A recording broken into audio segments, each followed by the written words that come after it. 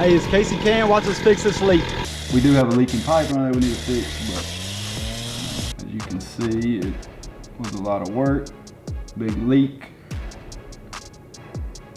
Lots of water pumping out. That's a fantastic little tool right there. And we keep digging and digging and digging and digging. Jason won the employee of the day that day, digging up under that sidewalk. And lucky for us, we did find the pipe. So here's our repair. We're gonna actually put a valve, a turn-off valve, because this runs about 75 feet and there's no turn-off valve. So we're adding one. We even fix our little cut it in the sidewalk. Ray is doing a fantastic job.